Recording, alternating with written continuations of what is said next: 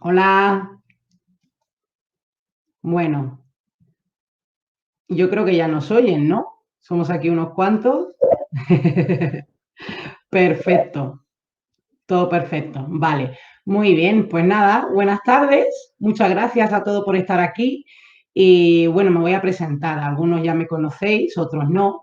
Yo soy Tania Coronil, soy miembro de la Junta Directiva de ASE Madrid, la asociación aquí de Madrid. Yo soy portadora y madre de un niño de 15 años con hemofilia grave. Y hoy nos acompaña también la doctora Hortensia de la Corte, que es médico especialista en medicina física y rehabilitación en la unidad de coagulopatías del Hospital La Paz, a quien agradecemos enormemente por acompañarnos aquí hoy, pero sobre todo también por su implicación en este proyecto, ¿no? Es colaboradora habitual, colabora mucho, pero en este proyecto ha estado especialmente implicada, ¿no? Así que bueno, aquí estamos para charlar un ratito sobre la importancia del ejercicio físico. Es importante para todas las personas, ¿no? Pero en nuestro caso yo creo que también es parte del tratamiento, tanto profiláctico como de rehabilitación, ¿no? Y teniendo en cuenta esta importancia, pues especialmente en estos tiempos que nos movemos menos, que estamos más en casa, hemos estado trabajando en este proyecto online sobre ejercicios para personas con hemofilia y otras coagulopatías congénitas, ¿no? Son ejercicios en los que hemos tenido un especial cuidado tanto en el tiempo y los movimientos, porque son adaptados a los pacientes con coagulopatía. Entonces, de nuevo hemos contado con la doctora de la Corte, que es la experta, y hemos sacado 52 infografías en formato de vídeo. Cada vídeo contiene ejercicios específicos para codo, rodilla, tobillo. Y bueno, si nos seguís en las redes sociales, pues habréis podido ver, ya que está en nuestro canal YouTube.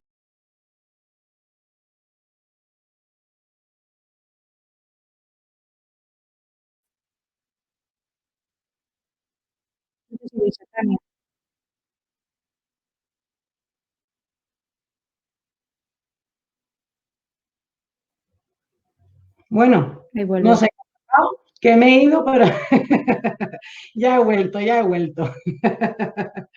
Bueno, lo que decía, ¿no? Que si habéis podido echar un vistazo, si nos seguís en las redes sociales, habréis podido ver que hemos ido compartiendo algunos de estos vídeos a lo largo del tiempo. Entonces, ahora en un momentito, Hortensia nos va a contar sobre estos ejercicios, ¿no? Cómo aplicarlos, pero yo quería hacer una muestra rápida para que veáis cómo acceder, ¿no? Entonces, os voy a compartir la pantalla. A ver, para que veáis, es muy sencillo, pero solamente pues para que veáis cómo funciona, ¿no?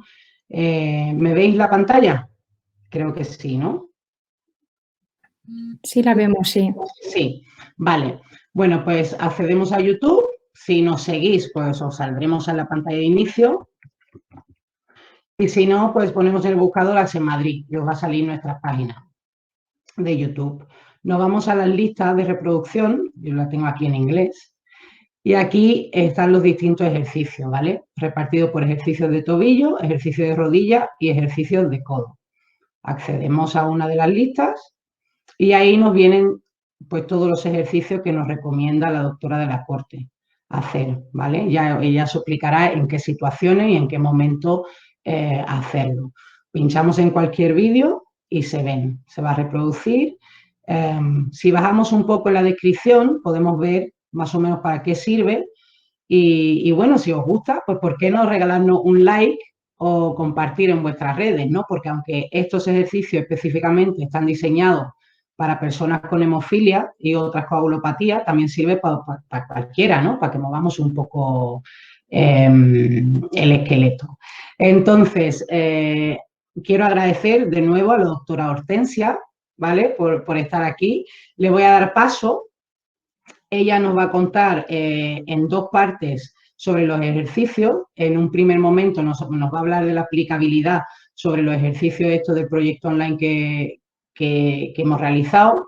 Y una vez finalizada esta primera charla, nos va a contestar preguntas, ¿vale? Si tenéis alguna pregunta, la podéis escribir directamente en el chat o a través de la pestañita de preguntas. Una vez finalizada esta ronda de preguntas, nos va a dar la segunda charla, eh, contándonos sobre la adaptación de las recomendaciones físicas de la Organización Mundial de la Salud a las personas con hemofilia y otras coagulopatías. Y nuevamente tendremos preguntas, ¿vale? Esperemos que haya muchas preguntas. Si hay demasiadas, no os preocupéis, porque si no es en directo, las vamos a recoger y no se van a quedar ninguna sin contestar. Pero bueno, os animo a que preguntéis, a que no os quedéis con ninguna duda y aprovechamos que está aquí la doctora de la Corte, ¿no? Que nos puede ayudar y aclarar muchas cosas. Recordaros también que vamos a ir compartiendo una encuesta en el chat, si sois tan amables de rellenarla, porque nos va a ayudar también a conocer vuestros intereses y a mejorar, ¿no?, los servicios que tenemos desde la asociación. Así que bueno, yo me voy a callar ya un ratito y voy a dar paso a la doctora de la Corte. Sí, pues nada, muchísimas gracias, Tania. Y nada, también muchas gracias a Lourdes y muchas gracias a SEMadrid como conjunto, pues por, bueno, pues por esta iniciativa de darle el formato online a estos ejercicios, que bueno, que parece que cada vez nos vamos dando cuenta de la importancia que tienen y lo vamos adaptando a los tiempos que vivimos. Claro, es importante. Claro que sí. Y nada, y buenas tardes a todos los que estáis ahí al otro lado, que se me hace un poco raro no veros las caras, pero bueno, como bien decía Lourdes, como bien decía Tania, pues es una oportunidad ideal el que tengamos este espacio virtual para, bueno, disponer de un poco más de tiempo para hablar de esas cosas que muchas veces en la consulta se nos quedan en el aire, que bueno, pues por las prisas que llevamos no podemos profundizar en el tema probablemente de la actividad física. Entonces, hoy es un buen momento para ello. Por favor, preguntad todo lo que surja y nada, aquí estamos todos para contestar. Sin más, voy a compartir la pantalla, si os parece, para empezar con la primera presentación.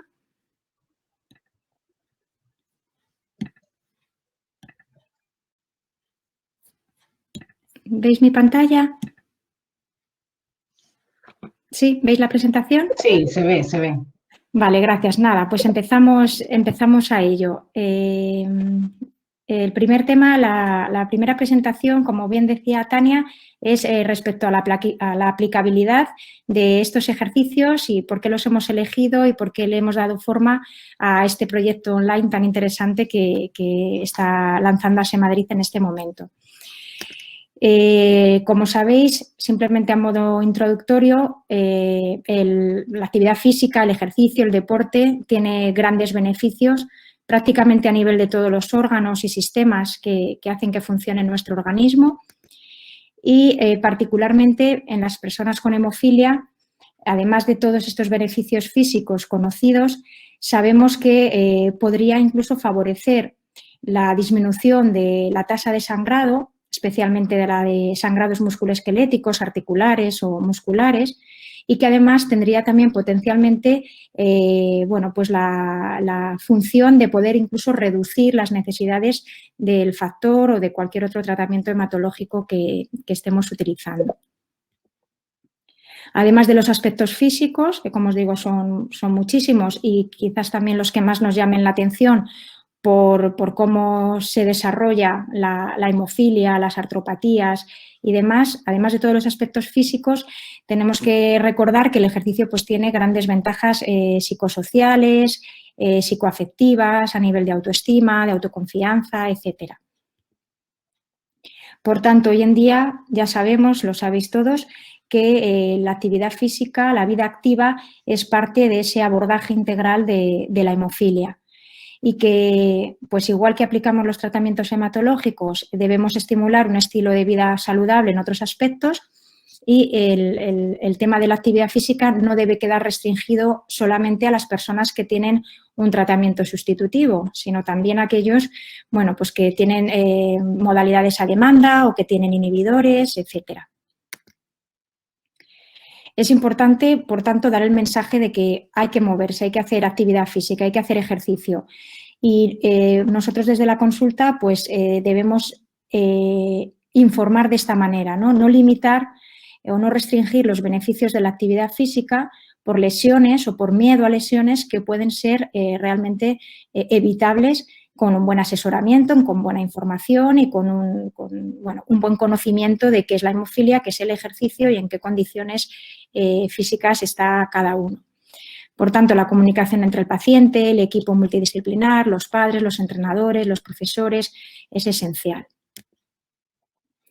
Y en esta línea de tener información y conocimiento sobre lo que concierne a la enfermedad es en lo que se desarrolla este término, ¿no?, de empoderamiento. Como sabéis, no es nada más que, pues, que la persona que sufre la condición de enfermedad, en este caso la hemofilia, pues tenga las herramientas suficientes como para tomar decisiones de todos los aspectos que conciernen a su propia salud y a su propia persona. Y es verdad que la hemofilia pues tiene dos condicionantes muy característicos para que el empoderamiento esté en su máximo potencial, ¿no? Por un lado, que es una enfermedad crónica y que las personas que tienen hemofilia pues se hacen expertos en esta enfermedad desde edades muy tempranas. Y por otro lado, los tiempos que vivimos ahora mismo, los tiempos de pandemia, en los que, bueno, pues el confinamiento, las recomendaciones que nos han hecho es de reducir en lo posible pues las visitas hospitalarias. Por tanto, como yo digo muchas veces, que si las personas con hemofilia aprenden a administrarse fármacos que son inyectados y son capaces de autoinfundirse o automedicarse, ¿cómo no van a ser capaces de hacer ejercicio físico, ¿no? Esto que me he inventado yo aquí de autoejercicio. Y también tenemos ese tema de la adherencia, que igual que ocurre para los tratamientos hematológicos, pues puede ocurrir para esta vida activa.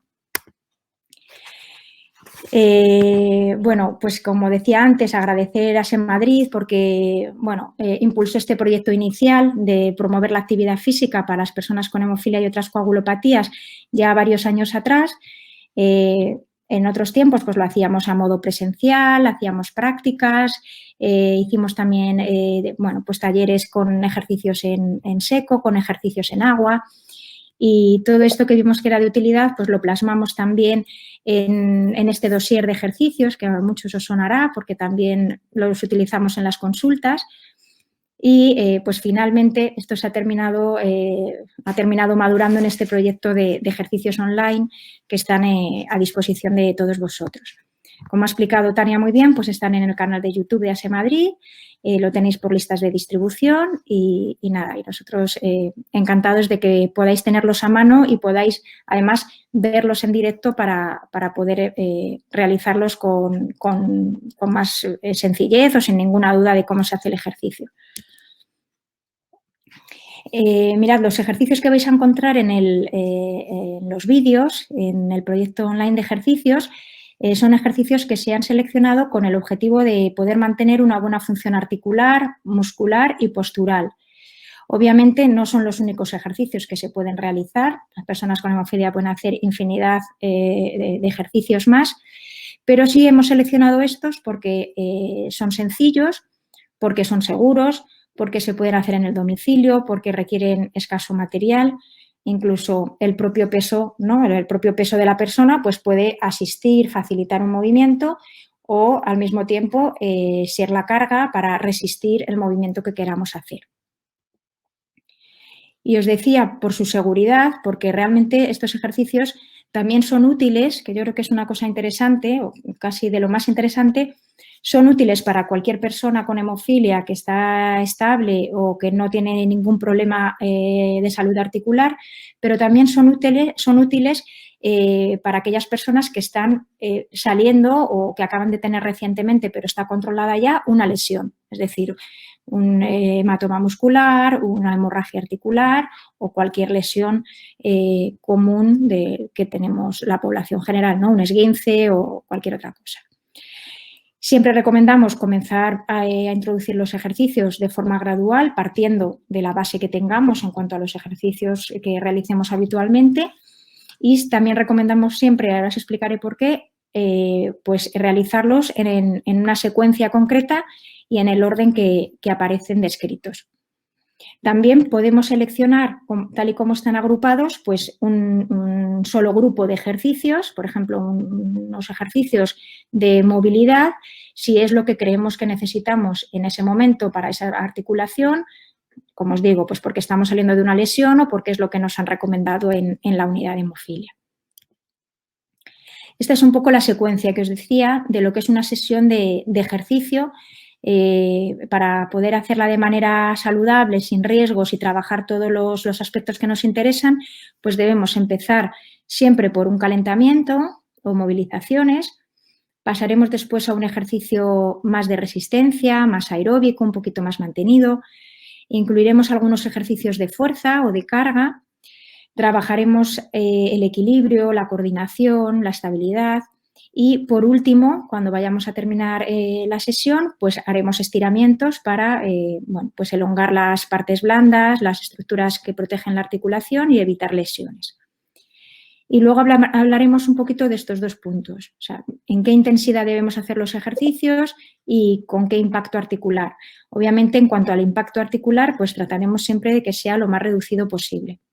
En cuanto a la intensidad, como luego veréis, pues no necesariamente tiene que ser cuanto menos mejor. Y este es el esquema de cómo están los ejercicios en el proyecto online. Codo, rodilla y tobillo están agrupados por articulación.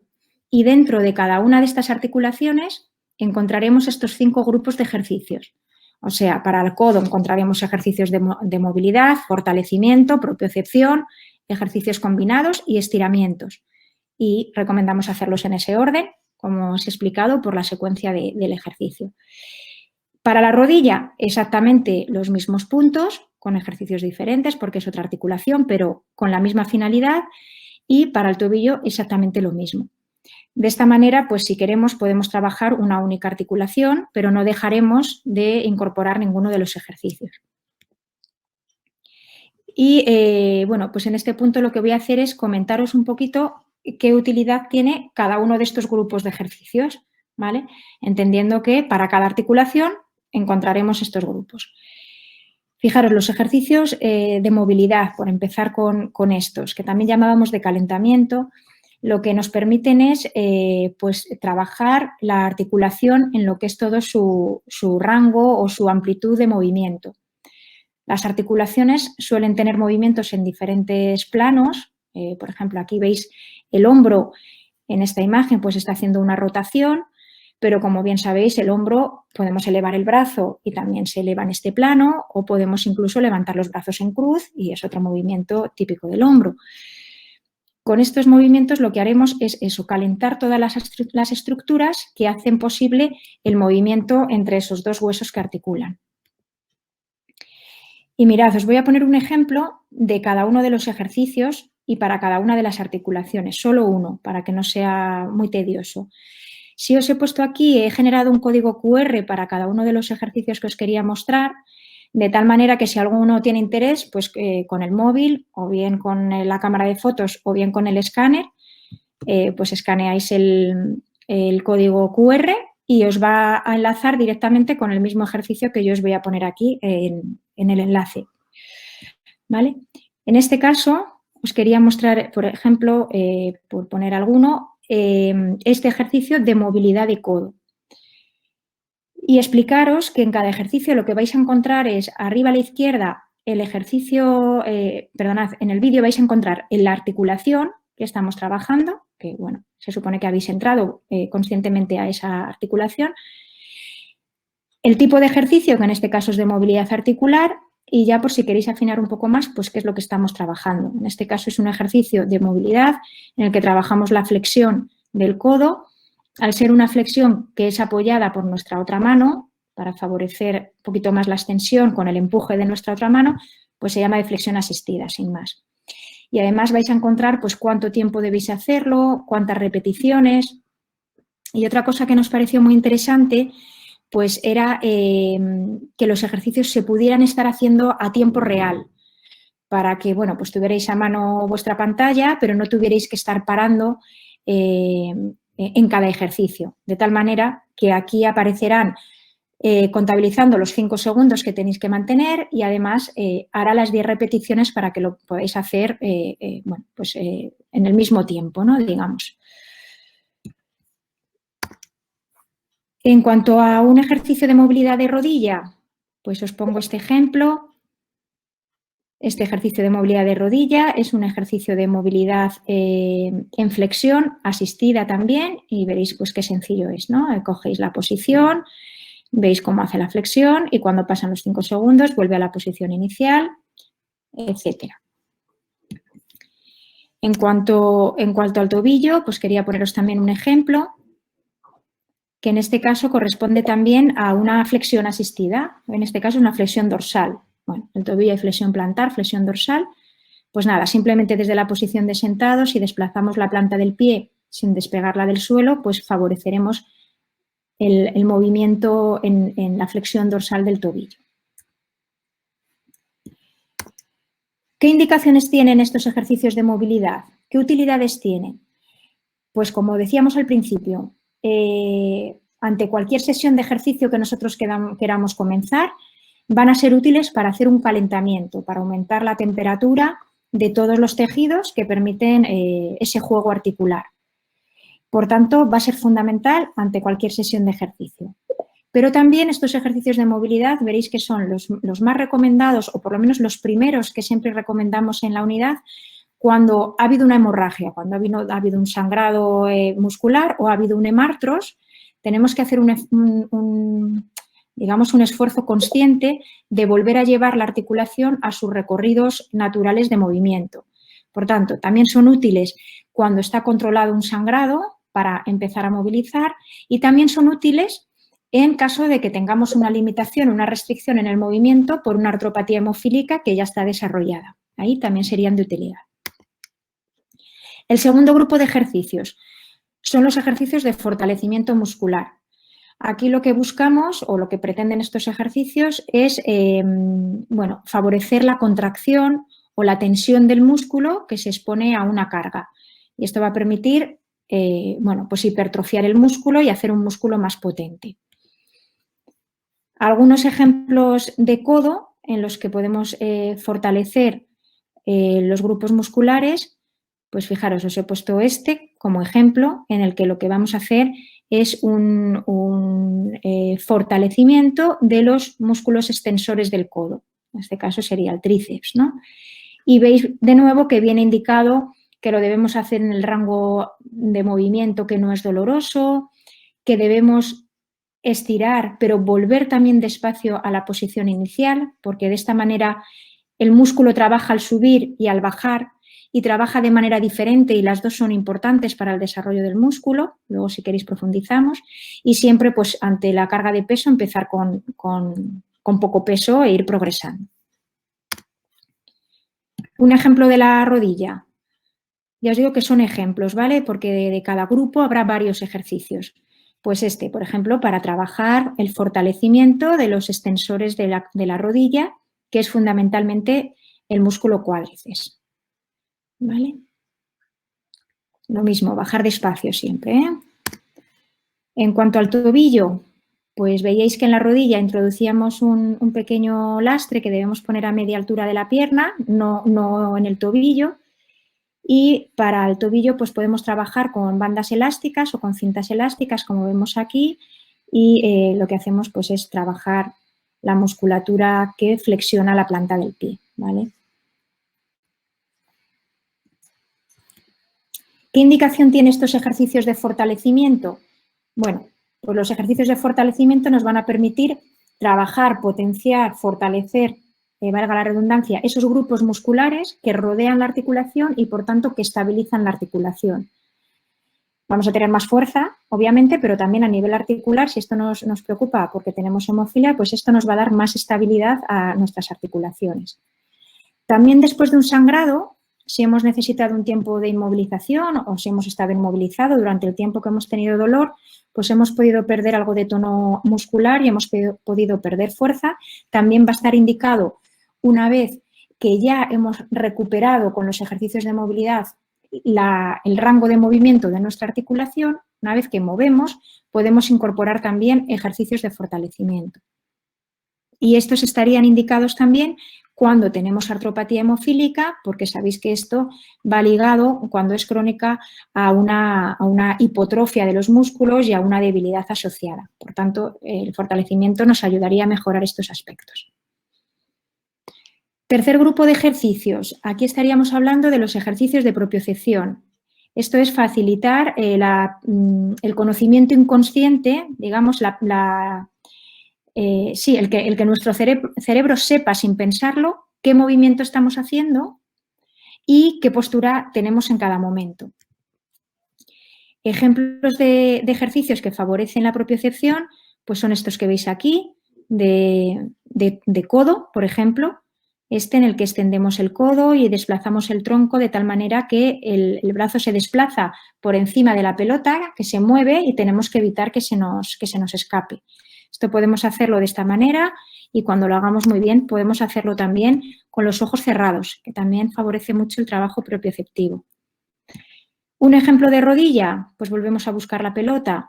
Aquí sin mirar, desplazarnos con las rodillas flexionadas a derecha y a izquierda, manteniendo la pelota constreñida entre nuestras rodillas sin que se nos escape.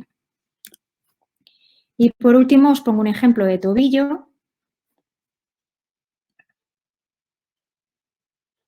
que sería este, por ejemplo, ponernos sobre una pierna en monopedestación, sobre el tobillo que está trabajando es el que está apoyado, es el que está en el suelo y estamos despistando nuestro cerebro mientras lanzamos y cogemos la pelota y el tobillo tiene que estar manteniendo la posición sin perderla. No sé, voy demasiado rápido, creo que nos dará tiempo a coger los códigos QR, pero bueno, como están lanzando muy bien. ¿Qué indicaciones tienen estos ejercicios de propiocepción? Pues para cualquier persona sana tiene el sentido de mejorar el sentido del equilibrio, la coordinación, la postura, etcétera. ¿Podemos utilizarlos también con los problemas asociados a la hemofilia? Pues sí. Una vez que se ha controlado también la hemorragia muscular o el hemartros, como decíamos, van a ser útiles para mejorar el movimiento coordinado de la extremidad, porque en ese periodo de inmovilización hemos podido perder también capacidad propioceptiva. Y por último, en el caso de la artropatía hemofílica, también va a mejorar la coordinación y el equilibrio de la extremidad. Esto es muy importante en el caso de miembros inferiores porque va a reducir incluso el riesgo de caída y va a mejorar pues, las reacciones de reequilibrio ante cualquier tropiezo, cualquier riesgo de caída. El cuarto grupo de ejercicios son los ejercicios combinados. Estos ejercicios ya son más complejos, son más globales, agrupan movilidad, fortalecimiento, propiocepción, son más aeróbicos y os pongo algún ejemplo de los que podemos encontrar de codo. Fijaros, estos que algunos pensaréis que es una barbaridad, pero que hay muchas personas con hemofilia que lo hacen sin problema. Aquí estamos trabajando tríceps, estamos trabajando flexo-extensión de codo, estamos trabajando equilibrio, ¿vale? Por supuesto, estamos trabajando control troncular y alguna cosa más. De rodilla, algún ejemplo, pues sería este que veis aquí, en el que, pues nada, simplemente tratamos de subir y bajar sobre un step, de tal manera que mantengamos el equilibrio, tenemos que trabajar fuerza y tenemos que trabajar movilidad también. ¿Vale? Estos son sencillos. Y por último, de tobillos, quería enseñar pues este ejercicio, por ejemplo, que es muy sencillo, que básicamente es colocarse de puntillas, colocarse de talones, inicialmente con las manos apoyadas y según controlemos y toleremos el ejercicio, pues lo haremos ya sin apoyarnos en la pared. ¿Qué pasa con estos ejercicios combinados? Pues que tenemos que saber que son, como os decía, más globales, más calisténicos, más aeróbicos. Entonces, los podemos hacer sin problema, siempre y cuando la condición física de la persona con hemofilia que lo esté haciendo pues sea buena. Y si no es buena, pues bueno, lo va a notar enseguida porque o no va a resistir el ejercicio o va a aparecer alguna molestia. Por tanto, tenemos que haber hecho previamente los ejercicios previos para conocer un poco nuestras limitaciones y de base sabremos que estos son un poquito más duros y exigentes. Estos sí que no los vamos a recomendar en el momento en el que estamos saliendo de un hemartros o de un hematoma muscular porque suponen más carga y pueden producir más molestias o incluso un pequeño resangrado aunque hematológicamente esté ya la lesión controlada. Si en fases más avanzadas, si se puede, se introducirán. Y por último, los estiramientos. Los estiramientos lo que consiguen es elongar nuestras partes blandas, ¿vale? Los músculos, los ligamentos, las cápsulas, ¿vale? Son esenciales para evitar lesiones al final de la sesión del ejercicio y además mantener la flexibilidad.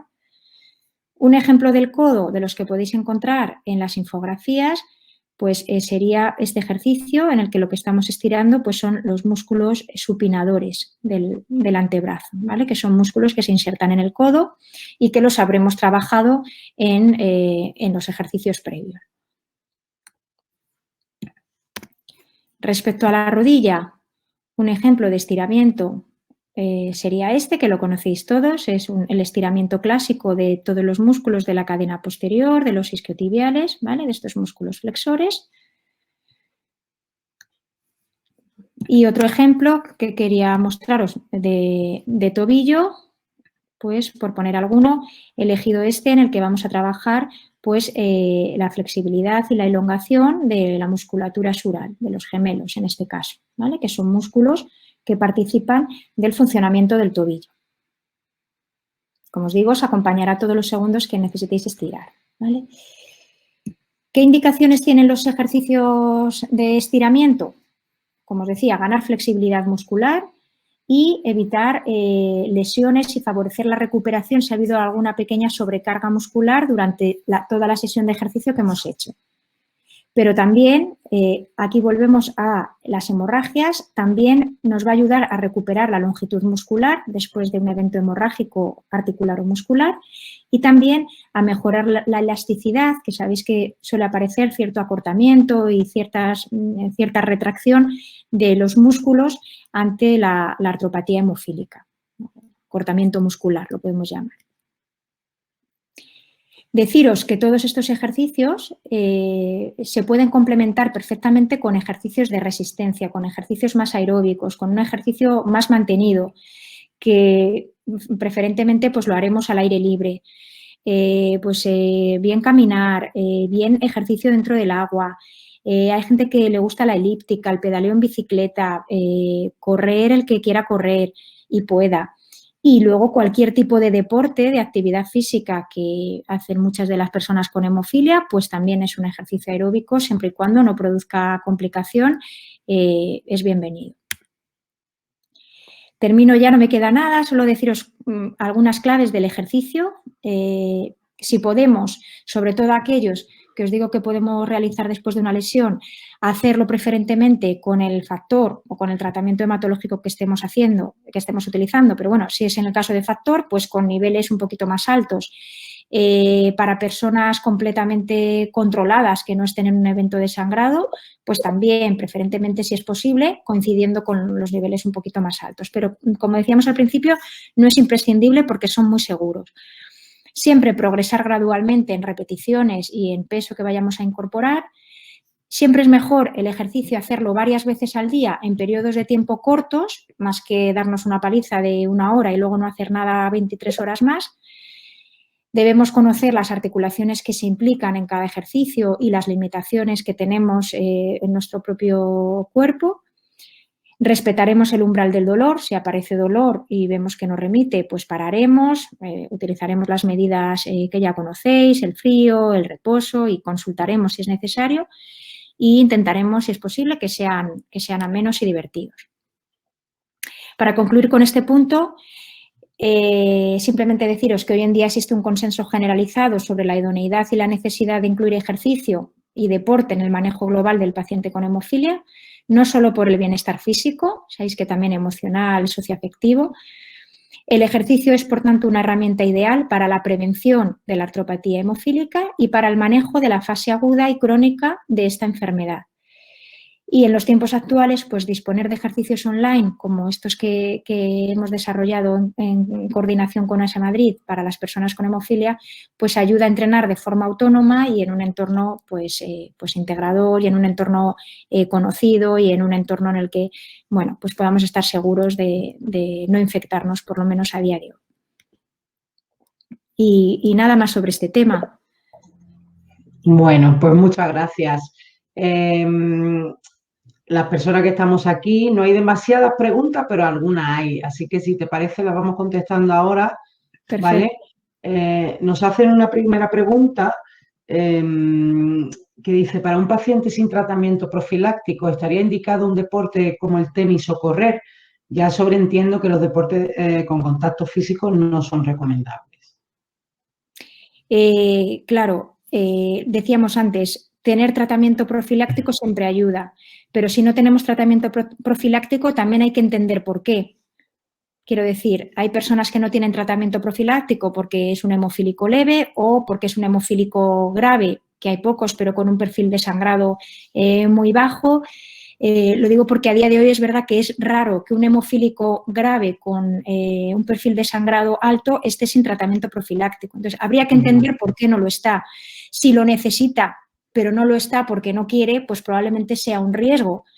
Pero si no lo está porque no lo necesita, siempre y cuando se prepare, entrene, conozca la técnica y haga un proceso de conocimiento y de introducción al deporte y no existan complicaciones, ni esté sangrando, ni veamos en las consultas que hay consecuencias indirectas de posibles sangrados, pues tampoco lo rechazaríamos completamente, ¿no? Podría hacerlo. Vale, y también, bueno, acabo de contestar realmente a eso, que si pueden hacer todos los ejercicios los pacientes que no están en profilaxis. Sí. Sí, en principio sí, pero me imagino que también para los pacientes que no estén en profilaxis hay unas contraindicaciones, ¿no? Generales.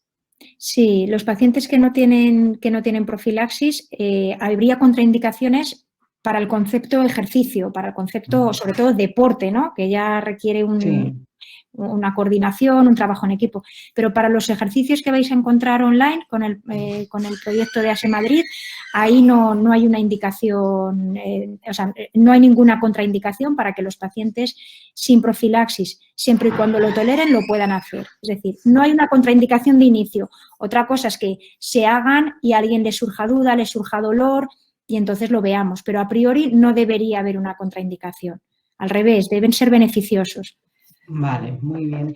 Nos pregunta también Lorena, bueno, antes que nada, Nuria también nos daba las gracias por la charla y Lorena igual.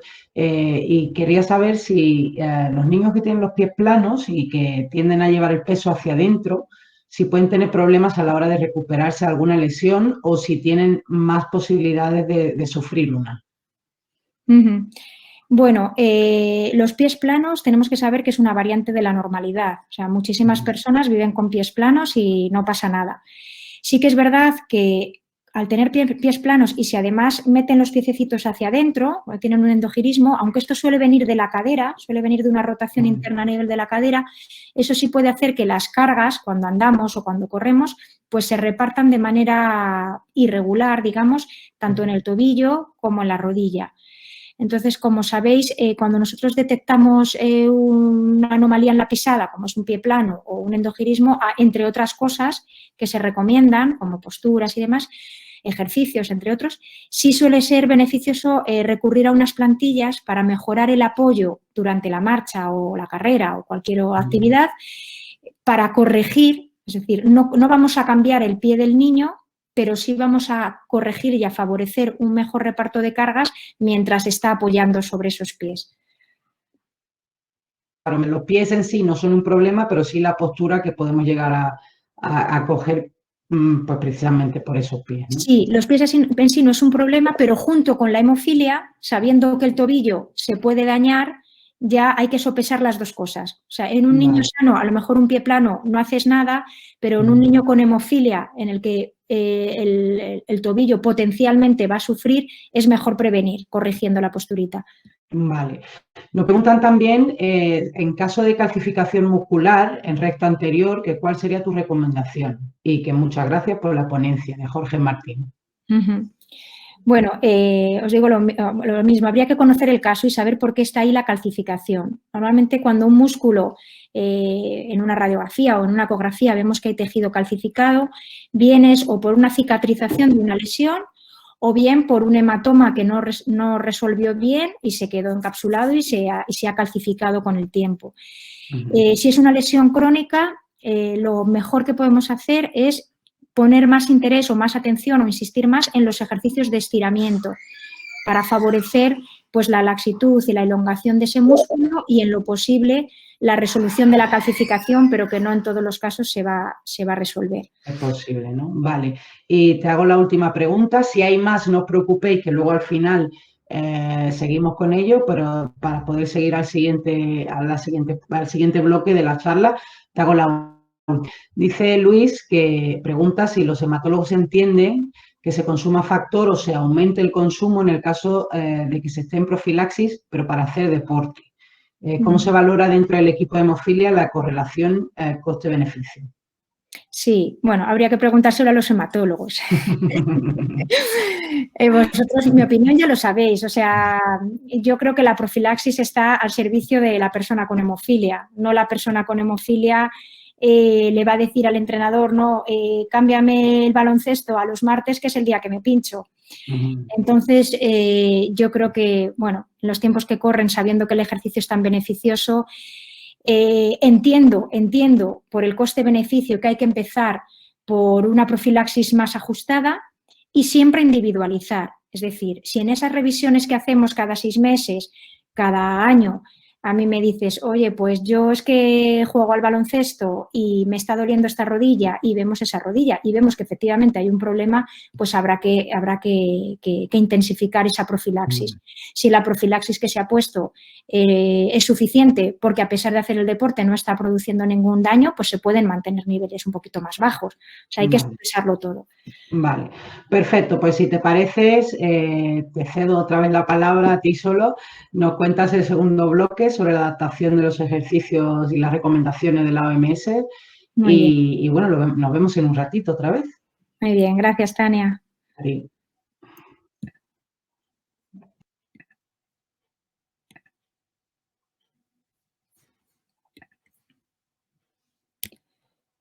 Vale, entiendo que lo veis bien. ¿Sí? Vale. Bueno, pues en esta otra presentación lo que quería era comentaros un poquito por si, bueno, os ha llegado, lo habéis leído, cuáles son o cómo haríamos nosotros desde la unidad la adaptación de las recomendaciones físicas o recomendaciones de actividad física que hace la Organización Mundial de la Salud a las personas con hemofilia y otras coagulopatías. Mirad, en el año 2010, como veis aquí, pues esto, la Organización Mundial de la Salud publica por primera vez una guía de recomendaciones sobre actividad física, porque entiende que, bueno, que está habiendo muchísimas restricciones en cuanto a, bueno, no restricciones como tal, sino que voluntariamente la población cada vez restringe más la actividad física y esto está teniendo muchas consecuencias sobre la salud. Entonces, lo publica en un intento de motivar y de estimular no solo a las personas individualmente, sino a todas aquellas o a todos aquellos políticos que se encargan de poner en marcha recomendaciones poblacionales, intentan estimularlos para que se incremente la actividad física y reducir todas las enfermedades y todos los costes asociados a las enfermedades. 10 años después, recientemente, pues se sigue estimando que una gran parte de la población mundial no cumple las recomendaciones sobre actividad física que publicó la OMS hace 10 años. De hecho, la tasa de obesidad, tanto adultos como en niños, pues se va incrementando. También sabemos que existen desigualdades en cuanto a la participación en actividad física, bien por edad, por género, por discapacidad, incluso por condición socioeconómica y geográfica. Por ello, pues bueno, sigue siendo necesario promover estilos de vida saludables. Y es por esto que en el año que acaba de terminar, en 2020, la Organización Mundial de la Salud actualiza su guía, de nuevo, ahora ya la llama su guía propia, la World Health Organization Guidelines, y aquí introduce además conceptos nuevos, no solo actividad física, sino que habla también del comportamiento sedentario. Este es el artículo, por si lo queréis buscar. Y esto es un poco lo que os voy a comentar. ¿Qué recomienda y cómo lo adaptaríamos a las personas con hemofilia? Esta guía reciente, actualizada e incorporando nuevas evidencias, pues lo que hace es proporcionar de nuevo como os digo, de forma actualizada, recomendaciones de salud pública en cuanto a la actividad física, en cuanto a qué tipos de actividad física y qué cantidad de actividad física, en cuanto a frecuencia, intensidad y duración, es beneficiosa u ofrece beneficios para la salud. Y se centra, como os digo, en estas que mitigan los riesgos para la salud. ¿Qué destaca? Pues destaca las recomendaciones sobre actividad física y sobre comportamiento sedentario para todos los grupos de edad. Ahora veremos qué grupos son. Y por primera vez, en esta actualización de estos meses de atrás, pues incorpora conceptos nuevos como el sedentarismo, como embarazo y posparto, y además incorpora por primera vez a todas aquellas personas que viven con enfermedades crónicas y con discapacidad. Ninguno de estos aspectos se tocaban en la primera guía del 2010. Y es por esto que nosotros nos planteamos, bueno, pues si engloba a las personas con enfermedades crónicas y discapacidad, pues incluiría también a las personas con hemofilia. ¿Es así? Bueno, pues ahora nos extendemos en ello. Otra cosa, que esto sería casi el resumen de todo, pone mucho hincapié en que es fundamental hacer actividad física aeróbica y actividad de fortalecimiento. Y, por supuesto, reducir en la medida que podamos las conductas sedentarias. Mirad, estos son los grupos de edad que recoge la guía: los niños de 5 a 17 años, los adultos hasta 64 y los adultos mayores de 65. Y nos expone lo primero, según basado en la literatura, en todos los estudios que han revisado, cuáles son los beneficios que la actividad física tiene sobre la salud. Y os cuento. En los niños, a nivel de todas las aptitudes físicas, cardiorrespiratoria, muscular, de crecimiento óseo, a nivel de salud metabólica y algo que nos puede interesar mucho, pues resultados muy llamativos respecto a aspectos cognitivos, rendimiento académico, salud mental, etcétera. Pero fijaros, es que en adultos los beneficios de la actividad física llegan a reducir la mortalidad por todas las causas, sobre todo por las causas más frecuentes de mortalidad que podemos conocer, como son las cardiovasculares, la hipertensión arterial, la diabetes, los cánceres. Reduce la mortalidad por cáncer, muchos tipos de cánceres, y además mejora también la salud mental. Reduce los síntomas ansioso-depresivos, mejora la calidad de sueño, etcétera. Y en los adultos mayores de 65, pues tendríamos todos estos beneficios en cuanto a la reducción de la mortalidad y además un beneficio añadido que sería el de la prevención de caídas, ¿vale? Mejoraría la capacidad funcional y el riesgo de caídas. Todos conocemos a alguna persona mayor que a raíz de una caída se ha fracturado la cadera, le han operado y a partir de ahí ha perdido su independencia y su autonomía, ¿no? Entonces, esto es un punto también importante. Bueno, pues yo cuando leía los beneficios digo, jolín, pues qué poco cuesta ganar unos años de vida, ¿no? O reducir el riesgo de cáncer, por ejemplo. Volvemos a este esquema que veis antes en cuanto a la sesión de ejercicio. Los veis aquí todos. En azul, todos estos ofrecen beneficios en cuanto a la salud musculoesquelética. Más fuerza, más flexibilidad, más equilibrio, etcétera. Pero además los ejercicios de resistencia tienen un efecto sobreañadido en cuanto a la función cardiovascular. Y todo esto nos interesa en hemofilia porque todas estas habilidades motoras, todas, sabemos que están mermadas en las personas que tienen hemofilia. Un concepto que a mí me interesaba mucho es este que veis aquí en relación a la resistencia, ¿no? A esta resistencia que hablábamos. Fijaros, y va un poco en relación con el esfuerzo, porque los ejercicios de resistencia son aquellos que se entrenan mediante una actividad física mantenida y aeróbica. Esto quiere decir que necesita oxígeno para generar la energía y producir el ejercicio. Y os digo, va ligado al esfuerzo porque estos ejercicios mantenidos podemos medirlos o debemos medirlos en cuanto al esfuerzo que nos suponen. Esta escala de esfuerzo percibido. Es decir, yo estoy corriendo y a mí me parece que la carrera que estoy haciendo es un ejercicio suave, estaríamos en 1 o 2, o es un ejercicio que me está resultando durísimo, por ejemplo, en niveles de esta escala de 7 8.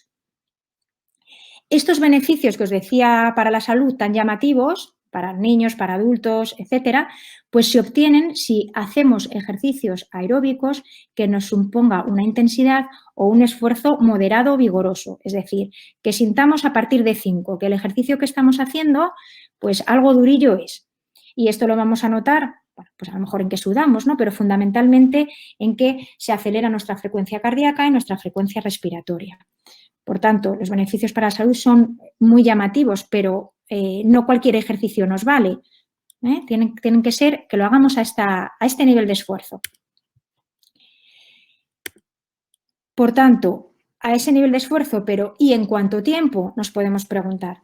Pues esto también nos lo dice la OMS. Fijaros, para niños, 60 minutos diarios de actividad moderada o vigorosa, 60 diarios. Yo creo que ellos, como tienen otra pasta, realmente lo cumplen, porque entre lo que corren de aquí para allá, el recreo, tal, 60 minutos. Pero si no es todos los días, al menos 3 días a la semana. Los adultos, mi grupo, a ver, aquí me incluyo, deberíamos realizar, si lo hacemos de intensidad moderada, durillo, 5 o 6, por lo menos 150 o 300 minutos a la semana. Y si ya lo hacemos, que nos cuesta bastante, 7, 8, pues podemos hacer algo menos de tiempo, 75, 150 minutos semanales. A mí me sigue pareciendo mucho tiempo, pero bueno, estos son los tiempos y las intensidades que ofrecen beneficios para la salud. Si podemos, debemos añadir algún ejercicio de fortalecimiento, al menos 2 veces al día. Y los adultos más mayores, pues deberían hacer una actividad física de componentes múltiples. Aquí resulta fundamental no solo el ejercicio aeróbico y de fortalecimiento, sino que tienen que entrenar equilibrio, marcha, función física, etcétera. Y hacerlo a una intensidad moderada, al menos 3 días a la semana. Mirad, me gustan mucho estas fotos que os he puesto porque todas reflejan actividades de la vida diaria en las que hacemos actividad física sin saberlo, es decir, nos cuesta un esfuerzo, y todos estos tiempos, todas estas actividades que estamos haciendo son tiempos que contabilizan para el cómputo total que nos dice la OMS. ¿Vale? Y así nos lo dice expresamente. No tiene que ser un ejercicio que yo haga en el gimnasio, sino que cualquier actividad del día a día contabiliza para esta mejora cardiovascular, etcétera. ¿Qué nos dice la OMS sobre actividad física y discapacidad? Que incluso con discapacidad la actividad física siempre es beneficiosa. Los riesgos pueden controlarse aumentando la intensidad y controlando el tipo de actividad física, pero siempre es más beneficioso que no hacer nada. Si podemos, como decíamos, las personas discapacitadas o con discapacidad, también incorporar actividades aeróbicas y de fortalecimiento. Y como os decía, cualquier actividad cuenta. Los desplazamientos, las actividades que hacemos en casa, cualquier actividad nos vale. Al final igual no hacemos tampoco. Y es que a muchos pues, nos puede costar ponernos expresamente a hacer ejercicio en sí mismo, ¿no? Y esto lo he sacado porque me ha gustado mucho. Se ve que es un paciente canadiense, pero bueno, el concepto es el mismo. Dice, por favor, no me pongáis a hacer ejercicio, porque odio estar levantando pesas, pero yo me pongo a recoger nieve, me pongo a colocar leña y así estoy haciendo mi actividad física y además estoy haciendo algo de utilidad. De la hemofilia, pues no os cuento 2 pinceladas porque sabéis que hoy en día la actividad física se considera esencial en el mantenimiento de la salud, que la inactividad es más perjudicial para las personas con hemofilia que para la población general, porque como concepto, aunque algunas series dicen que están en línea con la población general, pero lo normal es que la población con hemofilia tenga menor actividad física y un comportamiento más sedentario. Además, está aumentando la esperanza de vida, está aumentando también la inactividad y la obesidad y todo esto contribuye a que haya una artropatía más crónica y mayores enfermedades cardiovasculares que también deberíamos controlar. Pero también decimos, bueno, claro, es que esta guía nos dice condición crónica y discapacidad, pero ese concepto es muy, muy heterogéneo y es verdad, lo vemos claramente en la hemofilia. Tenemos pacientes que están en una condición física fenomenal e increíble y pacientes que tienen un grado de discapacidad ya más avanzado cuya condición física no es tan buena. Por tanto, podría existir dudas de si esta guía aplica o no aplica. La hemofilia, por defecto, sí quedaría incluida dentro de esta guía, ¿vale? Porque es enfermedad crónica y que puede producir discapacidad. Obviamente, la guía no habla de la hemofilia en sí, porque es una enfermedad de muy poca prevalencia, y lo que hacemos es extrapolar lo que nos dice la guía a las personas con hemofilia. ¿Qué ocurre en hemofilia? Pues que todavía la actividad más frecuentemente recomendada sigue siendo la natación y después caminar. Y esto se debe todavía a que se percibe un mayor riesgo de hemorragia asociado a la actividad física. Pero es incompatible este temor al riesgo de hemorragia con lo que nos dice la guía de la OMS. Pues fijaros, aquí he intentado ser muy gráfica. Fijaros, decíamos, los mayores beneficios los vamos a obtener con aquellos ejercicios aeróbicos de intensidad al menos moderada, que va a acelerar nuestra frecuencia cardíaca, nuestra frecuencia respiratoria, que nos va a suponer un esfuerzo. Bueno, pues esto, lo que entendemos por intensidad de ejercicio, no es incompatible para nada con reducir el impacto sobre las articulaciones o cuidarnos de no tener una contusión. Es totalmente diferente con el concepto de traumatismo, de colisión, de golpe, no lo sé, de impacto. Por tanto, esto es importante tenerlo claro porque podemos hacer un esfuerzo moderado y estar 3/4 de hora nadando o caminando y con ello obtendremos todos estos beneficios sobre la salud sin exponer nuestras articulaciones. Y puede ocurrir lo contrario, que no hagamos ningún esfuerzo y simplemente con un salto pues nos rompamos un tobillo o tengamos un hemartrose en una rodilla. Perdona, Hortensia, nos quedan unos minutos, ¿vale? Vale. Por tanto, ¿aplica la guía de la OMS a las personas con hemofilia? Pues sí, sí que aplica.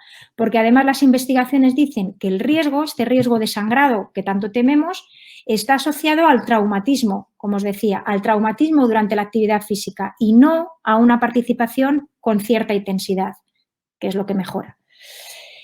¿Qué podemos decir en hemofilia? Particularidades. ¿Cómo adaptaríamos? Que esto es ya lo que hemos sacado de nuestra cosecha desde la unidad. ¿Cómo adaptaríamos nosotros, basado en todo lo que tenemos en la literatura, a las personas con hemofilia? Pues para los niños siguen variando las recomendaciones de la OMS, 60 minutos al día. Se deben evitar aquellas actividades de alto impacto articular o colisión, que sepamos que claramente se van a estar golpeando. Aquellos en profilaxis, sobre todo si coincide con un factor infundido, pueden realizar una gama de ejercicios amplísima, todas aquellas que clásicamente pues hemos dicho que eran una locura.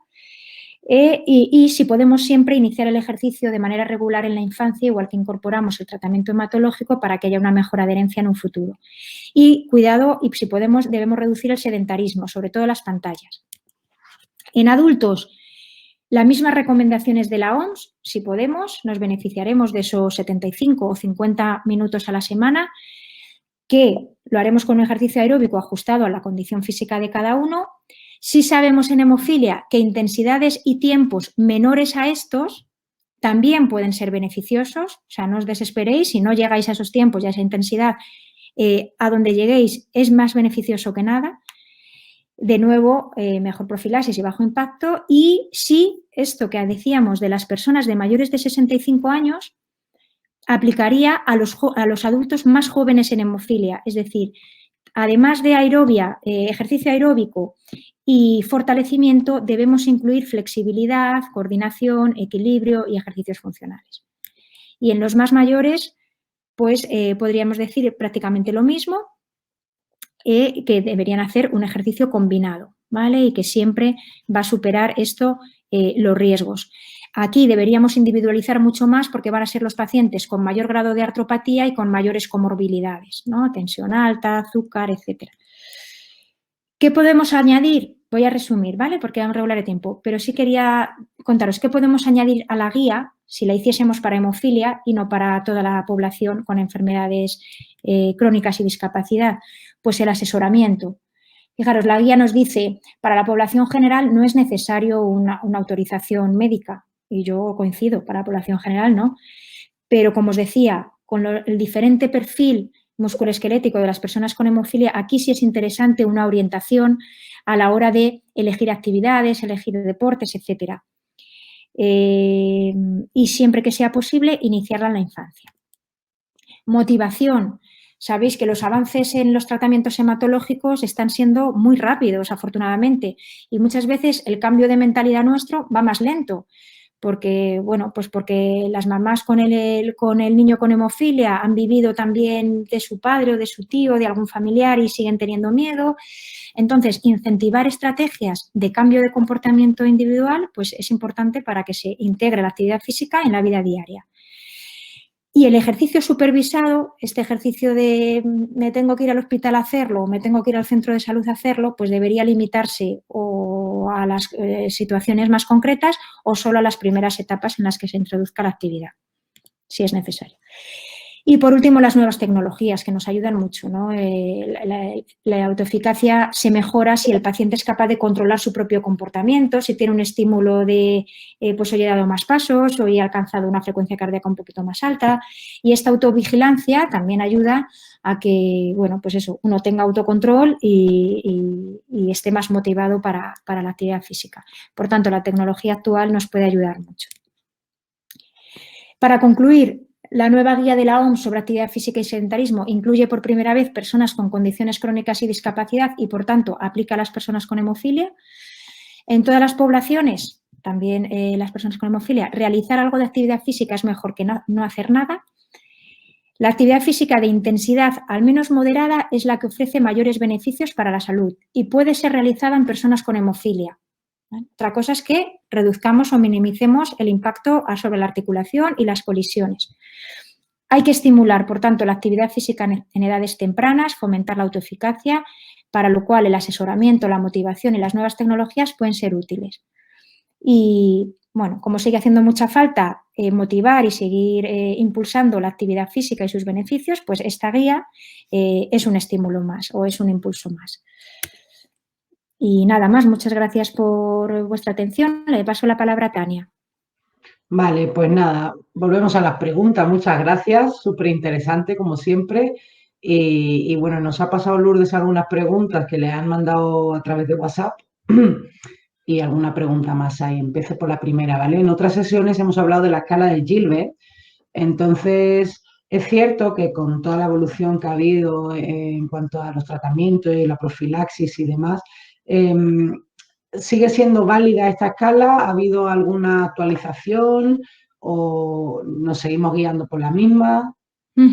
Sí, la escala de Gilbert es una escala de exploración física que sigue siendo y sigue apareciendo todavía como guía dentro de la World Federation. O sea, además es la escala que ellos adaptaron inicialmente y se llama así, escala de la Federación Mundial de Hemofilia o de Gilbert, porque fue quien lo publicó. Lo que sabemos hoy en día es que sigue teniendo utilidad para aquellos pacientes de mayor edad, pero esto es porque suelen estar asociadas a una artropatía de mayor grado. Para las personas más jóvenes o con un grado de artropatía menor, la que estamos utilizando como exploración física es la escala HJHS, la Hemophilia Joint Health Score, que es bueno, pues la más universal. Hay otras, hay escalas de Colorado, hay otra serie de escalas de exploración física. Y lo que sabemos a día de hoy es que ni el HJHS ni el Gilbert son suficientemente sensibles para diagnosticar los daños en las articulaciones que ocurren de manera precoz. Por eso la implementación y el uso que le estamos dando de manera tan sistemática a la ecografía, que sí tiene esta sensibilidad para detectar cambios precoces. Vale, muchas gracias. Y luego también nos dice que en esta época de pandemia y confinamiento, ¿cuál es la percepción, me imagino que en la unidad, en cuanto a la actividad física de los pacientes con hemofilia? ¿Se han agravado las lesiones? ¿Ha habido menos o mayores? O sí, es ¿qué habéis visto? ¿Cómo lo súper habéis interesante. visto? Súper interesante la pregunta. Pues mirad, en el registro también que hicimos durante el confinamiento con vosotros precisamente, con ASE Madrid, con Lourdes, con Iván, vimos que, bueno, indudablemente en el confinamiento, igual que la población general, pues las personas con hemofilia habían reducido su actividad física. Si me preguntas a nivel personal, lo que estamos viendo en consulta es que precisamente por esa reducción de la actividad física hay como una, te hablo de manera general, como una percepción de que los pacientes cuentan que están mejor.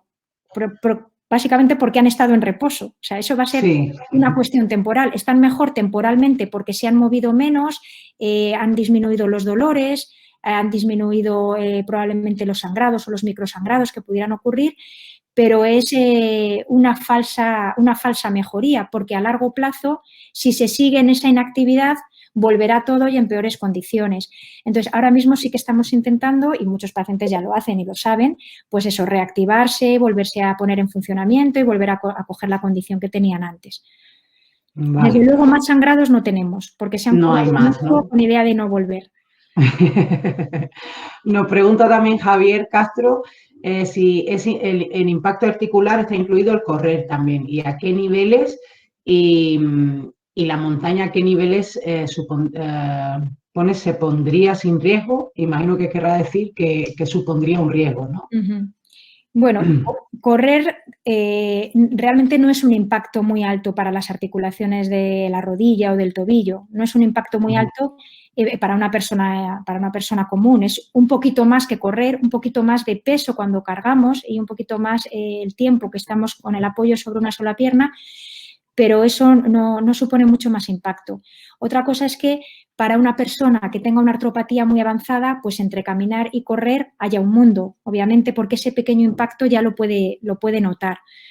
Pero realmente sí hay personas que pueden trotar, que pueden hacer trote, entonces también depende del grado de carrera que estemos hablando. Trotar sobre una pista de, por ejemplo, de atletismo o de césped que algo amortigua y con unas zapatillas adecuadas, reduce mucho el impacto respecto a, por ejemplo, pues correr, no sé, correr cross o correr sobre cemento, que supone un impacto mayor para las articulaciones. Y en la montaña, pues si vas caminando, el impacto es menor que correr. Entonces, da igual en qué altura o en qué sitio de la montaña estés, que mientras vayas caminando... Da igual. Lo que sí, cuanto más arriba estés, pues más consumo de oxígeno necesitas y más esfuerzo cardiovascular harás. Eso sí, pero bueno, eso para todos igual, para ¿no? Todos. Con o sin coagulopatía. El mal de altura. Nos pregunta Lorena, y esto es algo muy común en muchos de nosotros, ¿no? Que a raíz del confinamiento hemos cogido kilos, y ella nos cuenta sobre su hijo de 8 años que tiene hemofilia grave y que ha ganado unos 8 kilos en 6-7 meses. Entonces, ¿de qué manera podría atajarlo para que no siga aumentando peso, pero pues me imagino también reduciendo el riesgo, ¿no? de su condición? Claro, claro.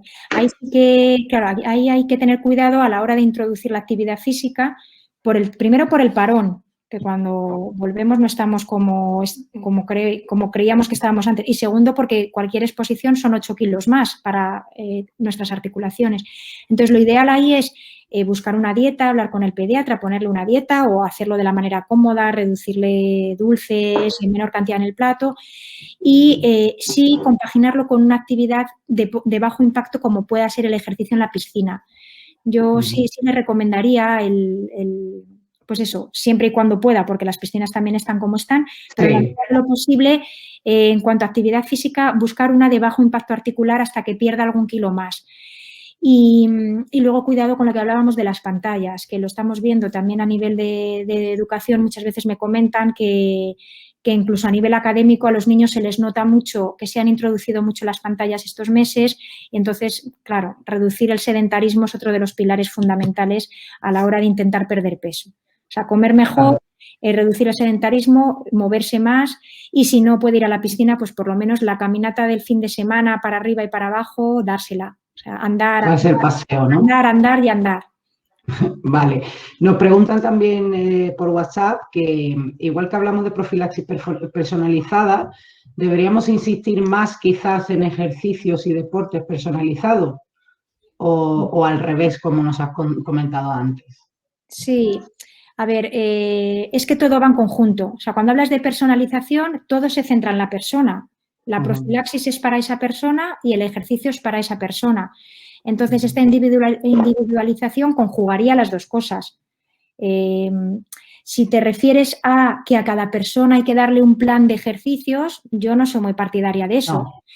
ya os digo, salvo que haya una lesión concreta, oye, estate en descarga y empieza por movilizar, que ya sabéis, lo enseñamos en la consulta, 20 en 3 días y te meto otro ejercicio nuevo.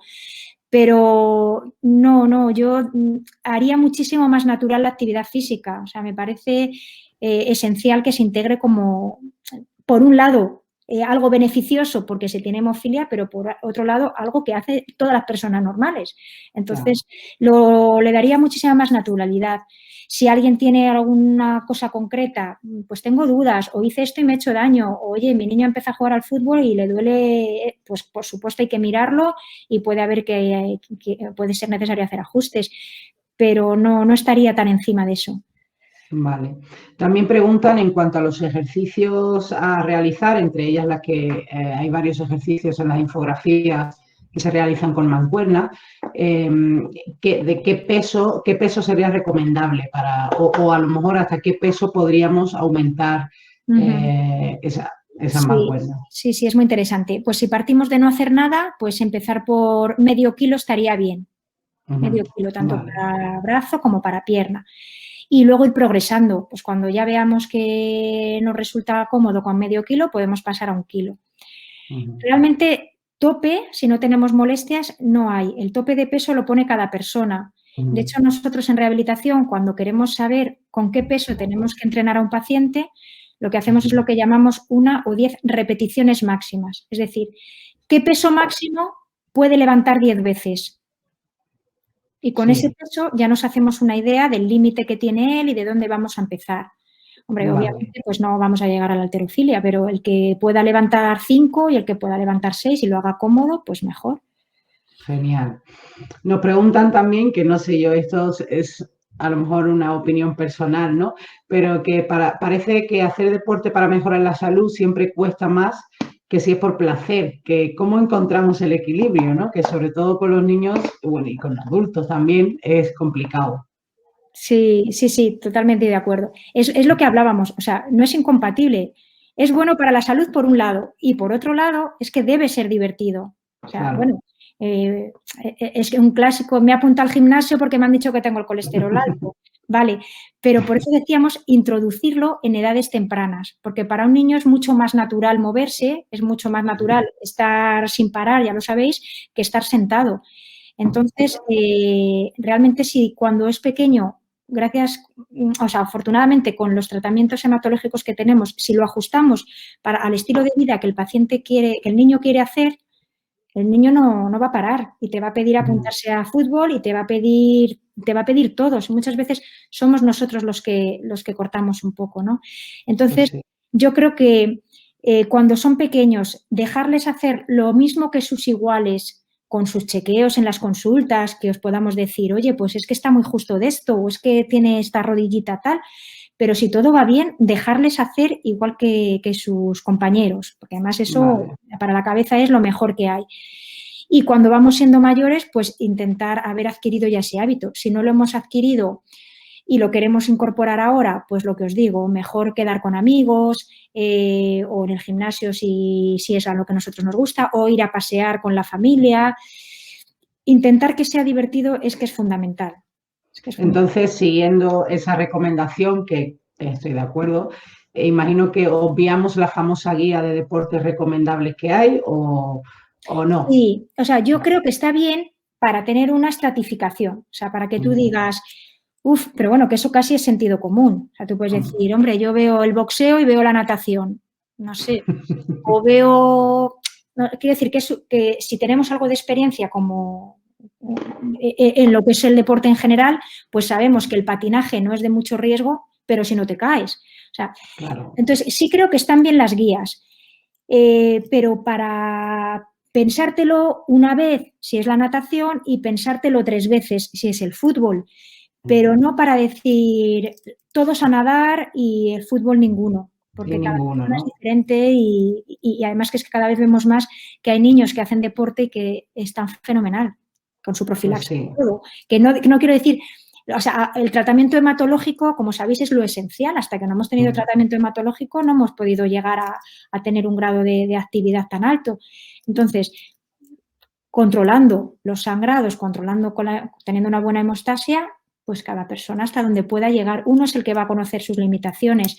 Uno mismo en el momento que va a tener una molestia o que ve que se ha tenido que quedar sentado en 2 entrenamientos o se ha ido a casa con hielo en la rodilla, pues es el primero que se lo va a replantear. Pues sí, yo doy fe, los que me conocéis, bueno, y tú lo sabes, ¿no?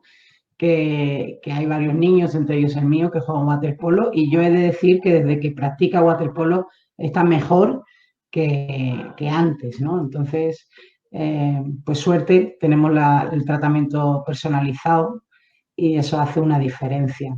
En fin, nos queda una pregunta y ya terminamos, ¿vale? Nos preguntan que en qué momento es el idóneo tras una lesión para empezar con los ejercicios. Sí, muy buena pregunta también. Pues el momento idóneo es pronto si hemos recurrido al tratamiento hematológico. Es decir, un hemartros que está identificado, que nos hemos puesto la primera, la segunda dosis de factor, que esto puede ser en las primeras 48 horas. Vemos que el dolor ha reducido bastante, que el mismo cuerpo, muchas veces lo decís, ¿no? Ya empieza a poder mover.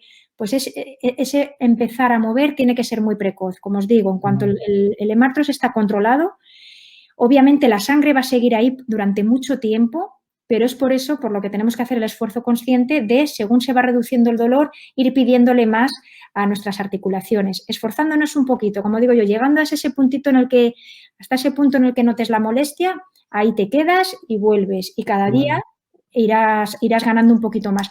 Como no ganamos es, si nos quedamos con un cabestrillo, hasta que no me digan que esto ha desaparecido, yo no muevo. Como sabéis, eso no funciona. No, no. Bueno, pues muchísimas gracias de nuevo a todos los que estáis aquí, a ti, Hortensia, y también a nuestros patrocinadores, Bayer, Octopharma y Pfizer, que nos han echado un cable y nos han hecho posible esta charla. Por lo demás, creo que quedan todas las preguntas contestadas. De todas formas, si alguien tiene alguna pregunta, que lo envíe a la asociación y se hará lo posible por contestarla, ¿vale? Así que bueno, muchas gracias y nos vemos pronto. Pues muchas gracias a todos. Venga, buenas tardes. Cuidaros, nos vemos. Hasta luego. Eso, no olvidéis rellenar la encuesta, por favor. El que pueda, que así seguimos organizando talleres y mejorando en lo que ofertamos. Muchas gracias. Chao. Buenas tardes. A todos. Chao.